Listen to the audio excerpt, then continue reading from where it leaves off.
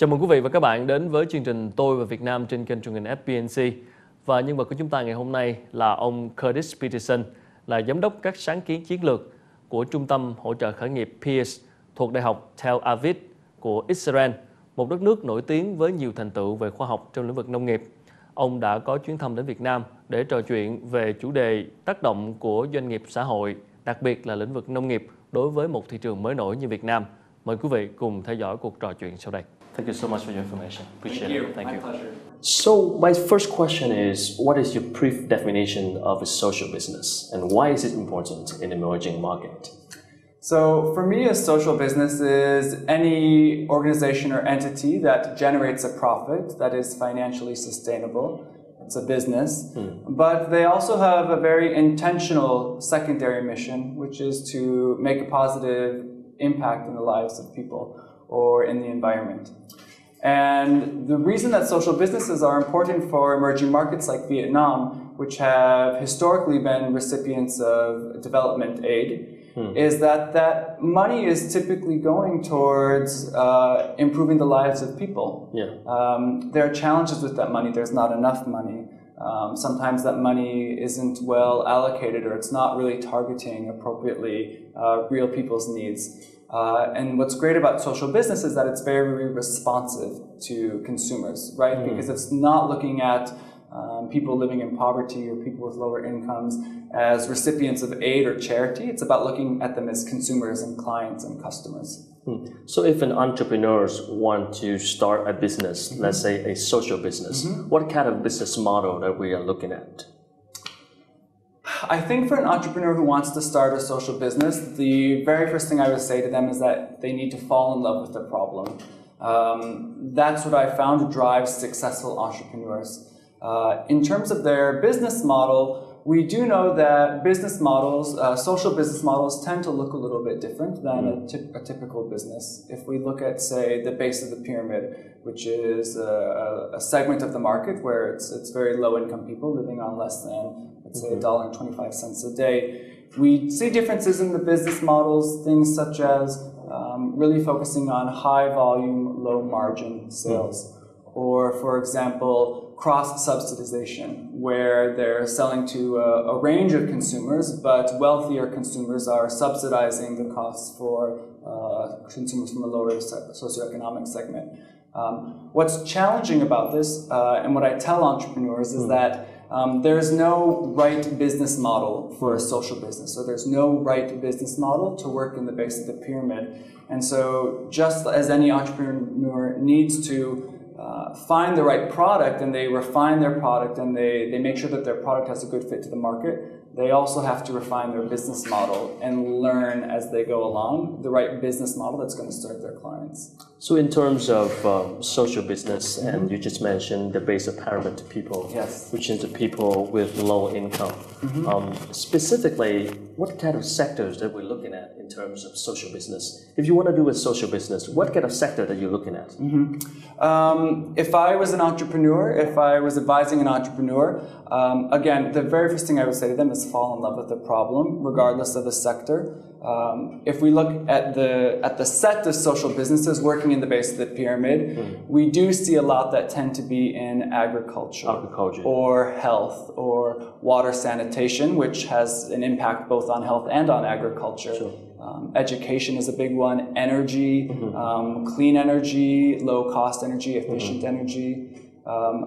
Just about any sector has the opportunity and the ability to contain within it businesses that also have a positive impact on people's lives. Yeah, right. So Vietnam, as you know, is a agricultural country. Yes. But right now, a majority of the startup and entrepreneurs, they kind of focus on high tech.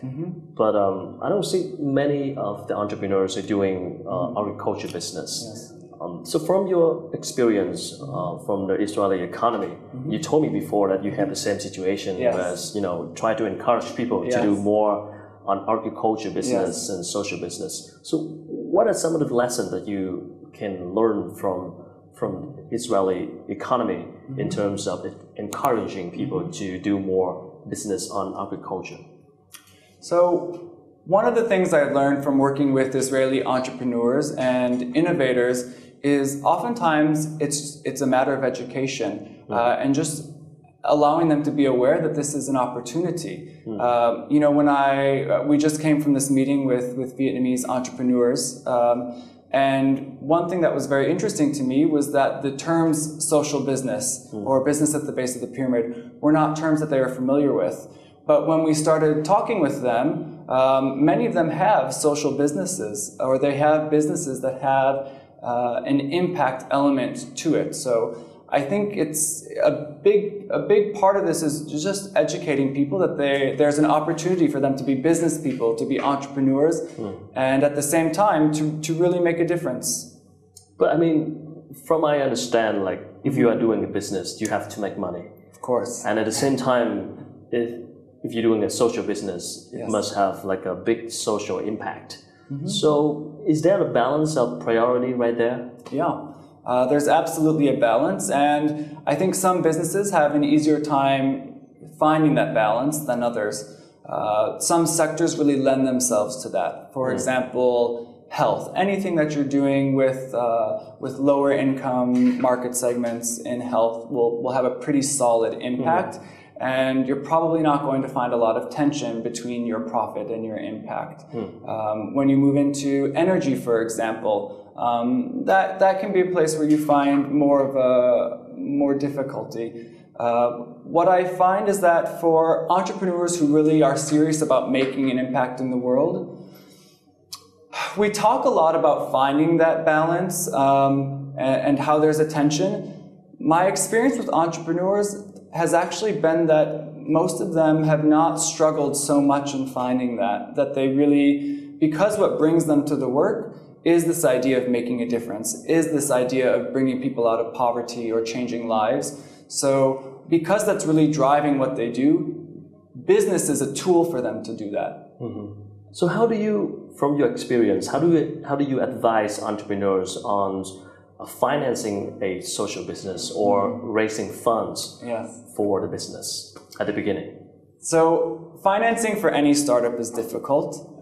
There are certain things about a social business or a social startup that can make it more challenging, which is that they usually have a longer revenue, a longer timeline to profitability. And they may not have a typical exit or buyout as we would see in, say, a high-tech startup. So because of those challenges, I think for social entrepreneurs, they need to get very creative about financing. You know, I encourage them to look at other forms of financing that aren't private investments. So that could be grant-based capital. It could be government money. The other thing that I encourage startups to do is really think about partnership with either government or partnership with nonprofits, partnership with other businesses that are non-competitors, but maybe you can add value to what they're doing.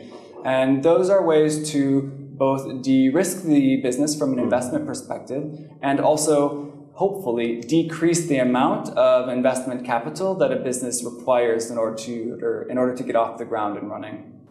Vừa rồi là những chia sẻ của ông Curtis Peterson, là giám đốc các sáng kiến chiến lược thuộc Trung tâm Hỗ trợ Khởi nghiệp Pears thuộc Đại học Tel Aviv từ Israel về chủ đề doanh nghiệp xã hội và tác động đến với thị trường mới nổi như Việt Nam. Quý vị có thể xem lại chương trình trên website FBNC.vn hoặc là facebook.com/tôi và Việt Nam. Chúng tôi sẽ còn tiếp tục quay trở lại sau ít phút nữa.